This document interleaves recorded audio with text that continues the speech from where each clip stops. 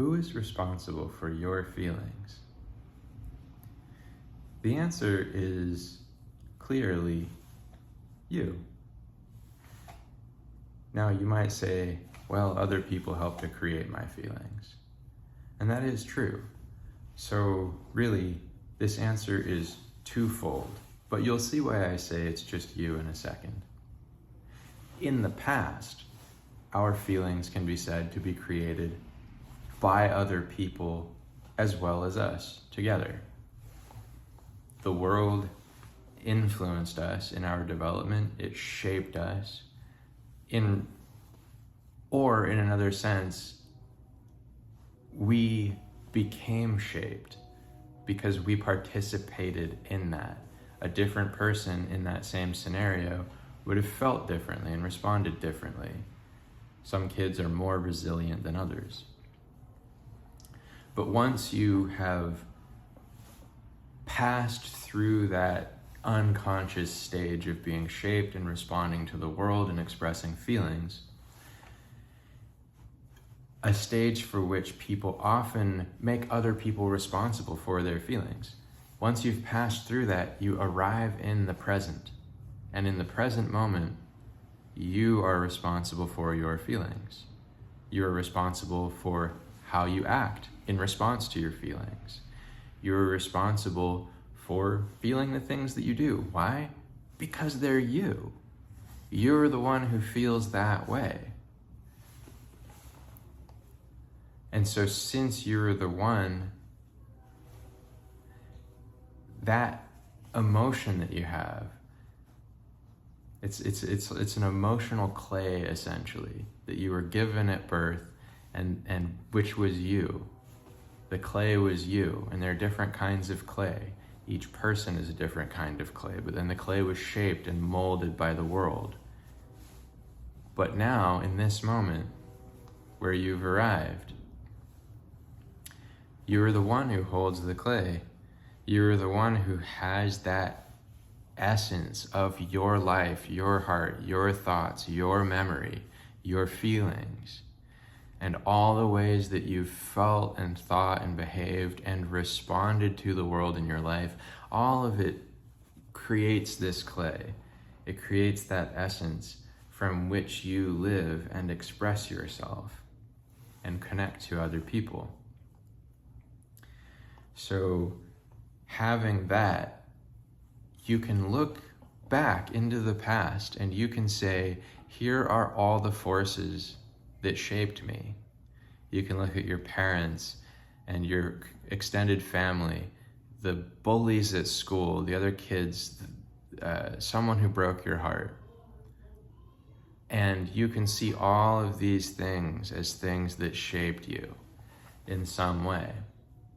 But it's always been your choice how to respond to it. Maybe it wasn't your choice because you didn't know you had a choice at a point. But somebody else in your position would have responded differently to the same circumstances. That's how you know there was a choice. There was always a choice. You just weren't making it, which is okay. It's okay.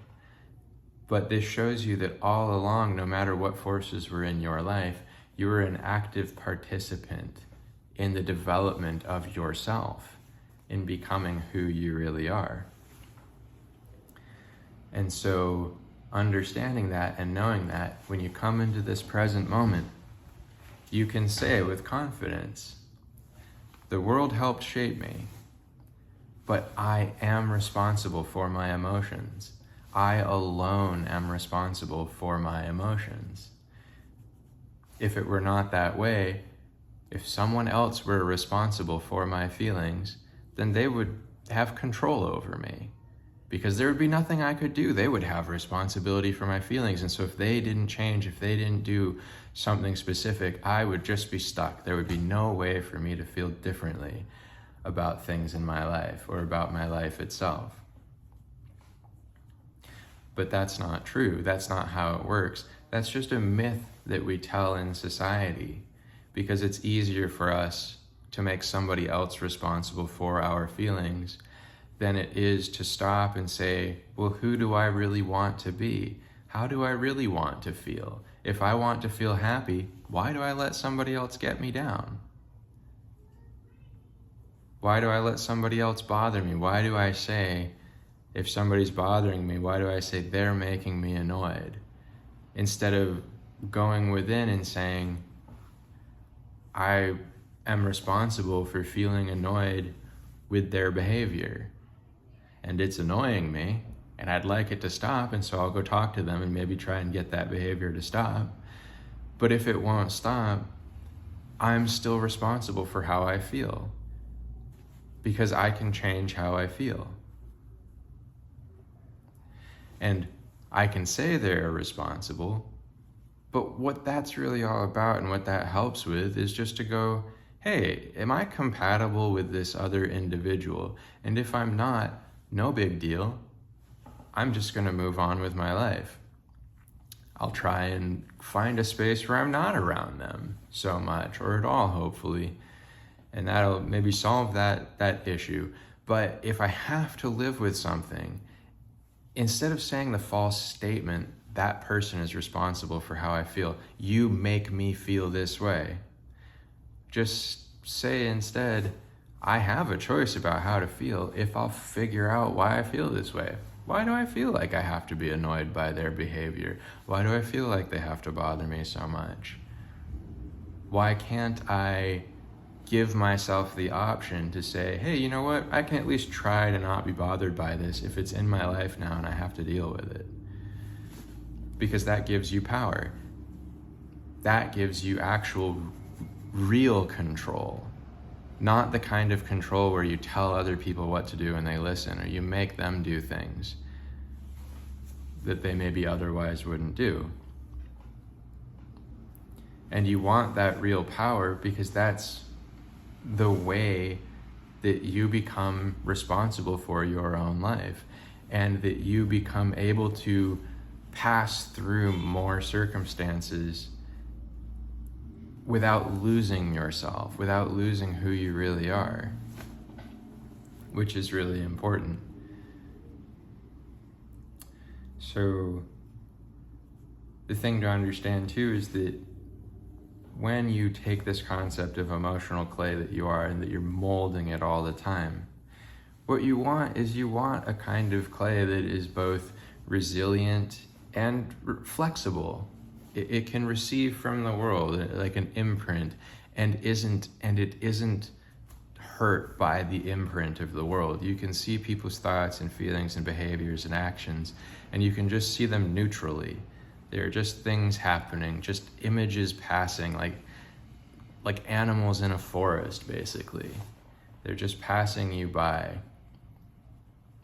Like you're on the savannah and you're, grazing, and there's the lions and the elephants, and there's all these interesting creatures passing you by, but you're just staying aware and you're staying safe. And once you're in a safe space, then you're just watching, and, it's okay. Like, it's all the different creatures in the world, all the different people in the world are part of this immense tapestry. And it's a very fascinating tapestry. And so if you bring yourself to the point where you say, I'm responsible for my own feelings, then you stop making other people responsible for your feelings. And this is especially important in relationships. If you make the person that you are in a relationship with responsible for your feelings, for one thing, that's not a fact. It's not true. You're the one responsible for your feelings. You're telling them that they are responsible for your feelings, but that is not true. You are. And so you can tell them, you're making me feel this way. But that's unfair. That's unfair to them to do that to them. And it would be unfair if they did that to you as well.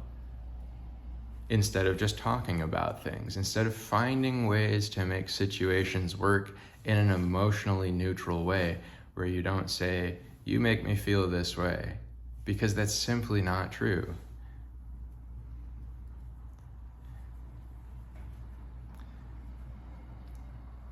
And if you keep telling yourself that, if you keep falling back into that illusion, that they are responsible for your feelings, that they make you feel a certain way, then you're going to get lost in those emotions.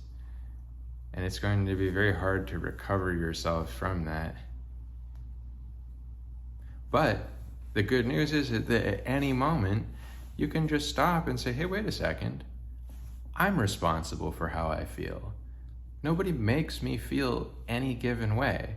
And me telling them that they make me feel this way or that way doesn't help anything, because that's not a justification of anything.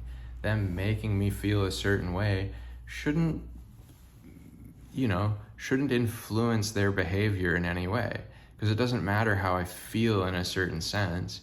What it is about is, it's about courteousness, it's about politeness. If somebody's making too much noise, you can just say, hey, you're making too much noise. Not, hey, you're really making me feel annoyed and upset and all these things.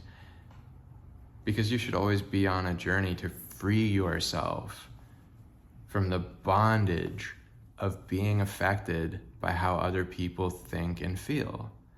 And at the same time, you can still tell them what your preference is in a totally neutral way. You can say, hey, I'd really prefer it if you'd be more quiet, or if you'd be more considerate, and those sorts of things, which is just it's a much easier way to talk to people too, because then you're not involving your feelings in it as a sense of like, might makes right, because I have strong emotions, now you need to respond to me, which just gets people heated. It gets people involved in conflict that they have a hard time working through, because they've stopped behaving rationally and they're just throwing essentially nonsense at each other about responsibility. You're responsible for me. And the other one says, no, you're responsible for me and how I feel. And they get stuck in these cycles, in these loops, without ever actually addressing anything real or any problems that are there. So I hope this helps, and thanks for watching.